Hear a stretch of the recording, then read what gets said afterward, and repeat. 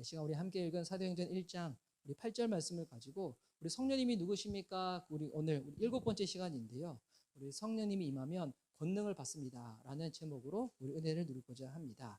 자, 우리 계속 지금까지 성령에 대해서 나눌 때 이것은 하나님께서 우리들 가운데 약속하신 바이고 약속이기 때문에 주님께 나와 그것을 믿고 간구하면 하나님께서 우리에게 이 성령의 세례, 성령의 충만을 허락해 주신다고 나눴습니다.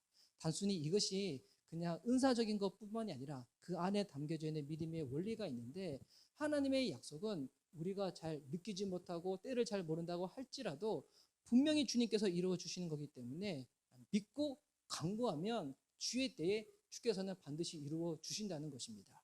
그러면 성령님께서 우리 가운데 임하셨을 때 오늘 같은 이 또 본문에 보니까 주님께서는 지난주에는 성령이 임하셨을 때 주님께서는 성령으로 세례를 받는다고 나왔죠.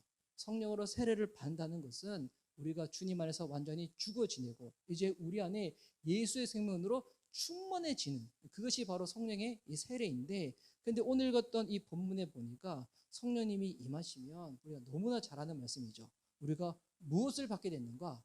권능을 받게 된다는 거예요. 능력이 우리 삶 가운데 임하게 된다는 것입니다.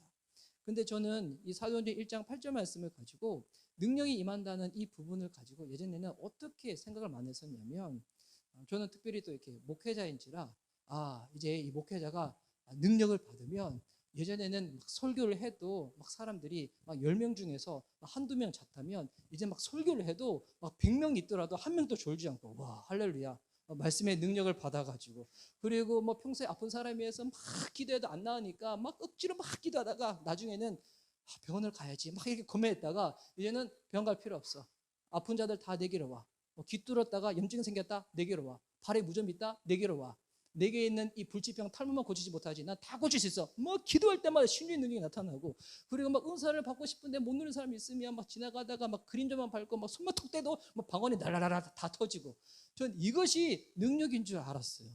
물론 이것도 뭐 능력의 한 부분이긴 하겠지만, 근데 오늘 봤던 이 본문에 보니까 오직 성령이 너에게 임하시면 성령을 받으면 권능이 임하는데, 이것이 여러분 목회자 가운데에게만 능력이 임하는 걸까요?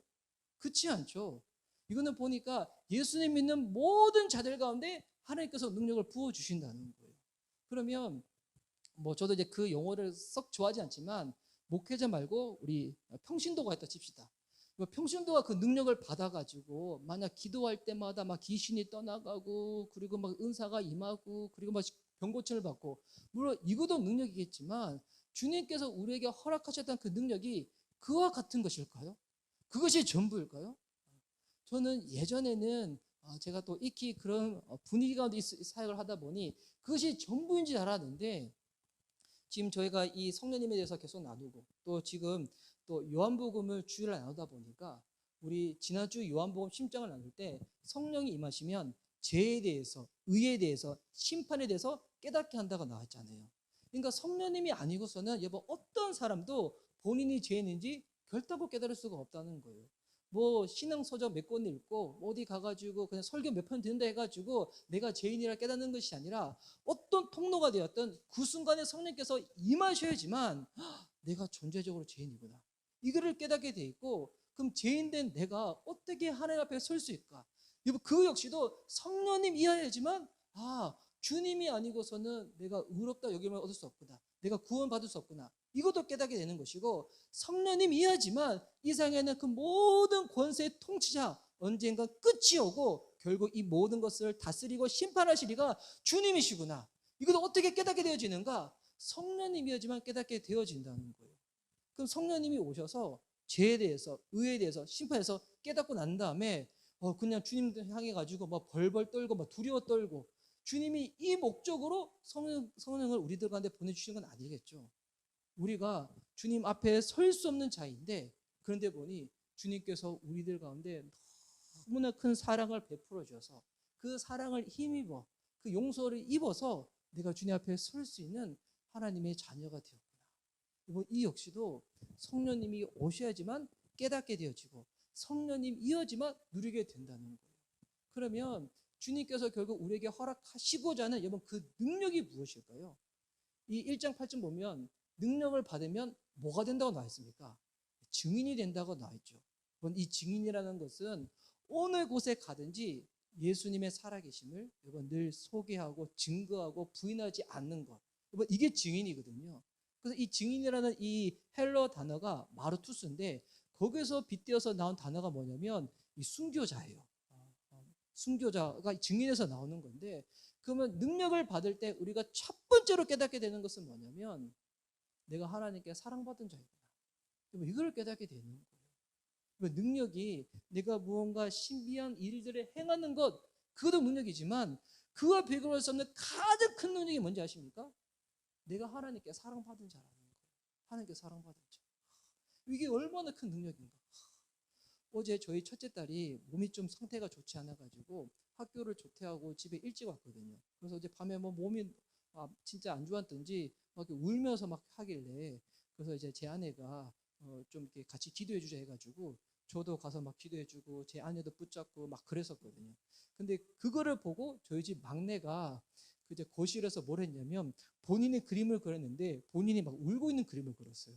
왜 울고 있는 그림을 그렸는가? 엄마 아빠가 언니만 사랑하는 것 같다고. 그래서 울고 있는 그림을 그린 거예요. 야, 이걸 보면서 야, 진짜 이게 루아는 엄마 아빠의 사랑이 없으면 살 수 없는 자이구나. 여러분, 우리가 성령을 받잖아요. 그럼 우리가 하나님의 사랑을 덧입었다. 이 말인즉 바꾸어 얘기하면 우리가 하나님의 사랑 없이는 우리는 결단코 살 수 없는 자임을 깨닫게 되어지는 거예요. 내가 사랑받은 자임을 깨닫게 된 다음에 내가 얼마나 큰 사랑을 받았는지 여러분 그것이 내 안에서 그냥 이제는 경험적으로 존재적으로 하고 난 다음에 어떻게 되는가? 누구를 만나든지 어느 곳에 가든지 내가 예수 그리스도와 함께하는 증인임을 여러분 이게 이렇게 나왔으니까 내가 이렇게 살아야 되는 거야. 이게 아니라 이렇게 살 수밖에 없도록 하나님께서 사랑으로 우리를 붙잡아 주신다는 것입니다. 여러분 능력은 그냥 눈에 보이는 어떤 특별한 것이 아니라 능력의 시작은 무엇인가? 저와 여러분이 하나님 큰 그 사랑을 받았다는 거예요. 여러분 그래서 성령 충만하잖아요. 그럼 성령 충만하면 드러나는 첫 번째 특징이 뭔지 아세요? 예전에는 나는 사랑 못했던 자였어. 용서 못했던 자였어.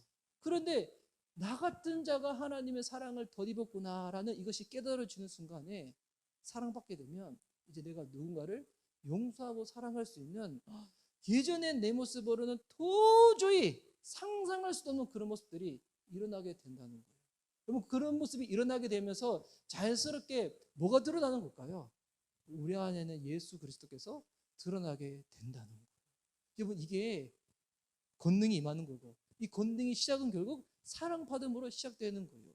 그래서 이 사도행전에 나오는 수많은 이 믿음의 이 위인들을 보십시오. 여러분 그들이 베드로든 바울이든 아니면 예수님의 또 다른 제자이든 그들이 하나님의 사역을 감당할 때 그들에게 있었던 공통점이 있어요. 어떤 공통점이 있는가? 누가 설교를 잘한다, 누가 능력이 많다, 누가 사역을 많이 한다. 여보 이게 아니에요. 그들이 공통점은 뭐냐면 사랑받은 증거가 그들 안에 분명히 있는 거예요. 내 안에 그 사랑받은 그 표식.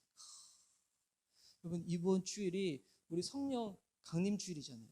성령 강림 주일날 막 성령의 충만을 사모하고 막 은사를 사모하고 능력을 사모하고 여러분 그것도 너무 좋지만 사랑 충만하여서 먼저 저와 여러분 가운데 더욱더 채워지기 원하는 부분은 하나님 사랑 더욱더 채워졌으면 좋겠습니다. 그래서 이 성령의 은사에 대해서 설명하고 있는 고린도전서에 보면 고린도전서 12장에 성령의 은사에 대해서 쫙 열거가 되어 있거든요. 그리고 고린도전서 14장에 보면 특별히 바울은사에 대해서 쭉 설명이 나와 있어요. 근데 그 중간에 들어가 있는 장이 뭐예요?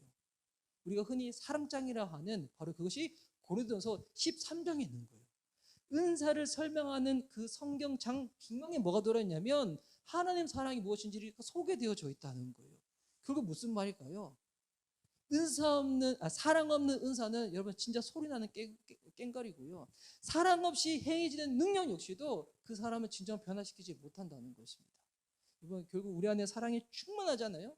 남들이 보기에 내가 하는 실력이 부족하고 기도가 부족하고 어떤 사역이 부족한다 할지라도 진짜 사랑이 충만하면 결국 그 사람을 통해 가지고 드러나는 것이 결국 예수님이기 때문에 예수님으로 인해서 진정 일어나는 놀라운 변화들과 구원의 그 놀라운 역사들이 일어나게 될 줄 믿습니다. 여러분 그래서 이 사도행전 1장 8절을 이렇게 바꾸어서 한번 읽어도 괜찮아요. 오직 성령이 너희에게 임하시면 너희가 권능을 받고 대신에 뭐를 받는 것인가? 너희가 사랑을 받고 예루살렘과 온 유대와 사마리아 땅끝까지 이르러 어떤 증인이 된다고요? 예수님께 사랑받은 예수님의 사람이 된다는 거예요. 여기서 이 권능이라는 이 단어가 헬라어로 듀나미스라고 하거든요. 여기서 파생어가 우리 이제 영어로 하는 다이너마이트가 이 권능에서 나온 거예요. 세상에서 말하는 이 능력은 눈에 보이는 그냥 폭발력이에요. 근데 우리가 가지고 있는 능력은 예수님께 받은 그 사랑의 폭발력입니다. 여러분, 주님께 사랑 많이 받으셨죠? 저 혼자 많이 받았구나. 어떻게 하지? 오늘 기도하다가 그 사랑 받았으면 깨닫는 저와 여러분 됐으면 좋겠습니다. 여러분, 내게 하나님 사랑 충만해 보십시오. 그리고 난 다음에 진짜 우리 안에 이제는 세상에서 부족한 것 때문에 여러분 갈급하지 않고요.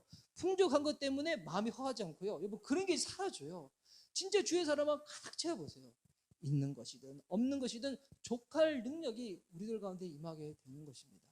여러분 이 성령님에서 우리가 계속 나누고 살필 때 은사도 충만해지고 경험도 충만해지고 하지만 다른 무엇보다도 사랑을 가장 많이 경험할 수 있는 저와 여러분 됐으면 좋겠습니다. 여러분 나는 그래도 하나님께 막 특별한 사랑을 받은 기억이 잘 없는 것 같아. 여러분 그러면 그때가 여러분 기도할 때예요. 기도하는 그 순간에 성령이 임하셔서 내가 얼마나 큰 사랑을 받았는지 그것이 깨닫게 되어진다. 여러분 그때 벌떡 일어나가지고 이제 그 사랑으로 이 세상곡으로 우리가 있는 일상에 터져들어 나가는 것입니다. 이 금요 부흥 예배, 우리 부흥이라는 단어가 붙어있는 이 예배의 타이틀을 가지고 하는데 우리가 어떤 부흥을 원하겠습니까? 물론 이 자리에 우리 예배자들이 더 많이 온다. 그런 거 제가 거부하지 않습니다. 전 그런 거 싫어해가지고 오지 말라 이런 얘기 하지 않아요. 온도 얼마나 좋습니까? 그래서 여러분 올 수 있으면 오늘 또 온라인으로 예배 드리시는 분들 또 우리 몇몇 분 있는데 한 분 주임으로 축복합니다. 할렐루야. 올 수 있으면 같이 예배 드리며 나아갈 때 예배자의 부흥만큼 더 중요한 거 우리 안에 하나님의 그 사랑이 더욱더 충만해지는 것입니다.